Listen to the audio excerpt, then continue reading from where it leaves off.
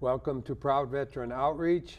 My name is Jim Jurowitz. We are bringing you a weekly TV show about military veterans and the challenges they go through transitioning from active duty into civilian life. The consequences of the stress that may be created with that transition is that military vets are committing suicide at the rate of 23 a day. 25% of all of the homeless people out there are military vet related, and military veterans are in constant pain at the rate of 48% of all military vets. So even whether they're working, whether they're homeless, whatever it is, you can rest assured that half of the military vets that you meet are in pain of one sort or another.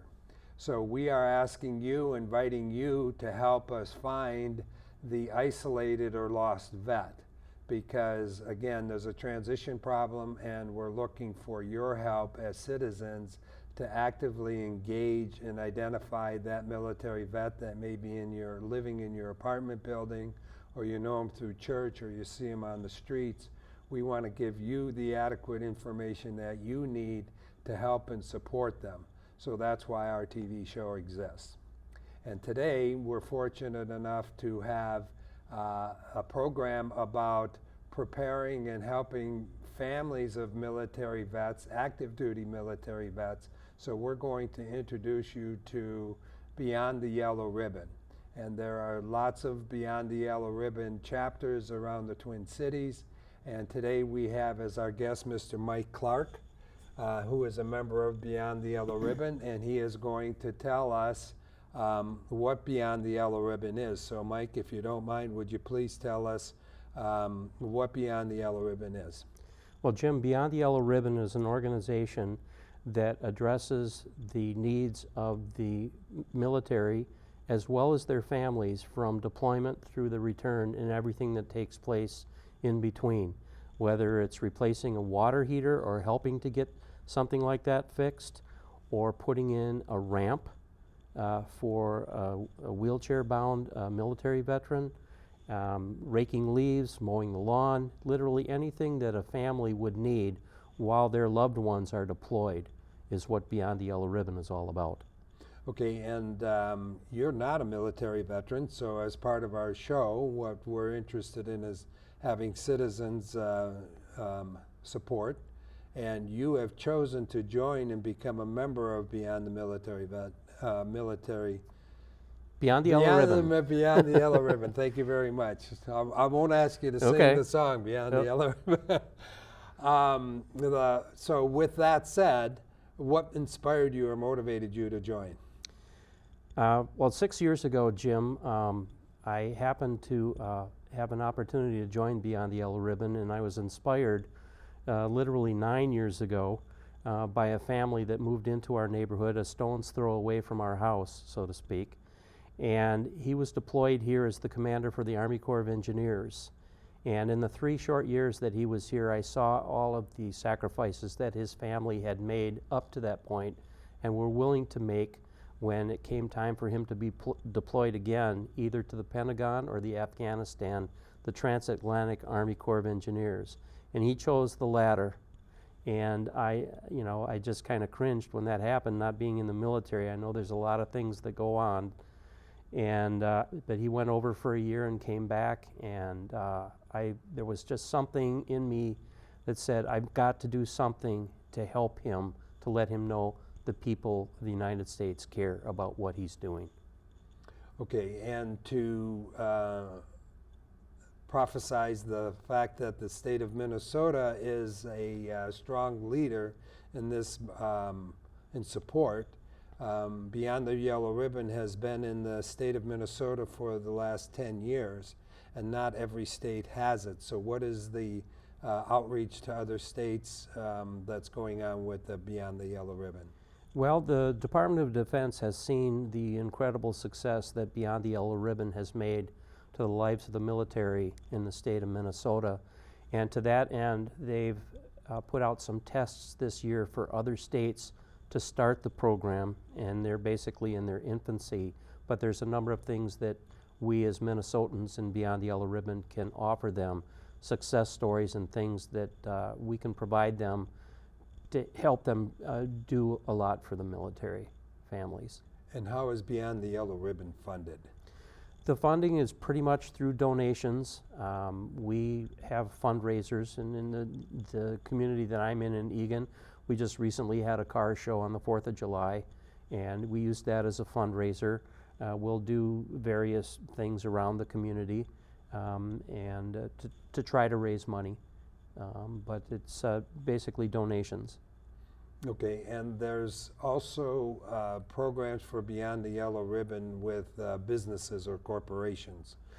So how does that interface with your chapters? Or Well, basically, there are two different sides of Beyond the Yellow Ribbon. There's the communities and counties, which is one side, and then the other side are companies, such as the Minnesota Twins, Blue Cross Blue Shield, Ecolab, which just recently came in, Thomson Reuters, to name a few. Mall of America? Mall of America, yes. And there are companies as well as communities, but the companies and the communities are both chartered to take care of the military. In the case of the companies, there are certain things that they need. The military families. The military families, as well as the military associates. So there are certain charters and certain parameters that the companies have to reach to be able to become a Beyond the Yellow Ribbon company. When you say military associates, do you mean an employee of an organization? That's correct. Okay. Yes. So it's a way for the corporations to serve their employees' families. Yes.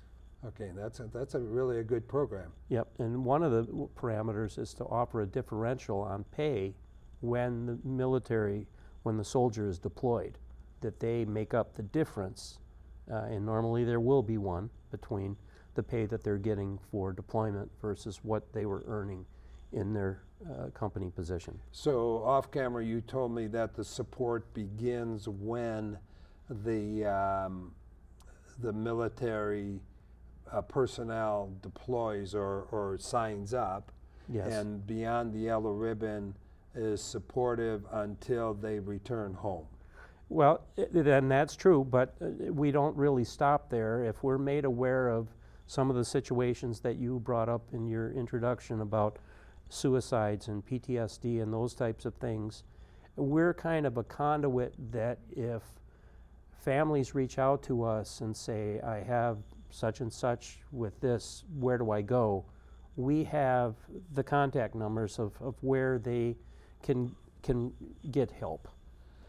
And how does Beyond the Yellow Ribbon or any chapters, activities, how do they interface with other military vet support organizations? We have a number of different opportunities throughout the year called Joining Community Forces, where we get together and offer best practices. We have pretty much a strong network, and in the 6 years that I've been a member of Beyond the Yellow Ribbon, I've been able to reach out to other groups, Trust Vets being one of them. Yeah, we've had them on the show. AUSA, which we'll talk about later, but there's a number of different opportunities for networking to reach out to both veteran-owned businesses, as well as individuals that are doing things that we can help them with from a veteran standpoint. Okay, and again, you also identified that there is a derivative organization called the Yellow Ribbon. There is, and that was, I guess, the precursor to Beyond the Yellow Ribbon. The Yellow Ribbon organization continues and basically provides support to pre- and post-deployment soldiers on an ongoing basis, because we have deployments all the time. So it's specifically for the soldier itself then, rather than the soldier's families? To some extent, it's for like a spouse and things, because inevitably there's going to be things that a spouse, whether it's a home purchase, a will, things of that nature, that both spouse and soldier have to make sure there are things that are tightened up once a deployment is done, because you know your spouse is no longer next to you, they're miles away. So this yellow ribbon organization or meeting is held to kind of tie up all those loose ends so that when the deployment takes place, beyond the yellow ribbon can come in so that if there's things that need to be done, as I mentioned, leaf raking, plumbing issues, something that still needs to be if you're done. doing leaf raking and plumbing and things like that, how many people are in your chapter that are available to do that kind of work? I mean, Well, you would need a this last large team to do that. We do, and certain communities have different things that they do well. For example, the Lakeville Beyond the Yellow Ribbon is widely recognized as being able to build ramps for soldiers that need Disabled. wheelchair access. Yeah. We do a number of different things. Snow plowing is big in Minnesota and was big this last winter, and we were able to meet that challenge. So how many Beyond the Yellow Ribbon chapters are there in the Twin Twin Cities? There are in the Twin Cities. There's probably about 40. In the whole state, there's just a little less than 100.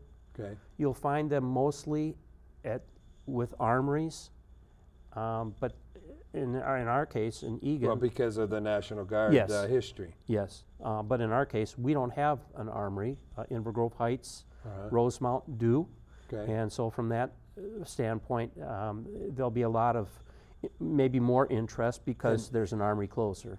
And do these chapters ever collaborate or have a convention or Yes. events together? How often does that happen? For the companies, they meet twice a year in what's called joining community forces, where the companies will gather either north or south, and they'll compare best practices. In the case of the communities, they're held 3 times a year, north, central, and south. And again, the communities will come together and share best practices. So we try to get together as much as we can, but keeping in mind that we're all working and things, sometimes it's a little difficult. But the network is good that we can share best practices within the Twin Cities pretty easily. Okay, again, because we're a civilian orientation show, what we would like to do is keep on educating the civilian about the other military organizations that are out there.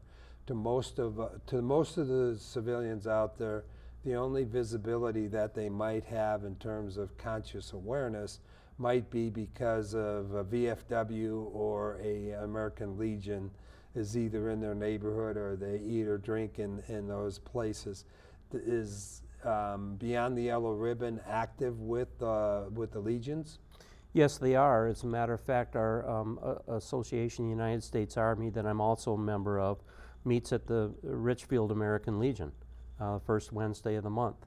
And a number of these organizations that I've mentioned are open to the public. They're not restricted. I mean, if you want to walk in and learn more about the military, I would highly encourage that.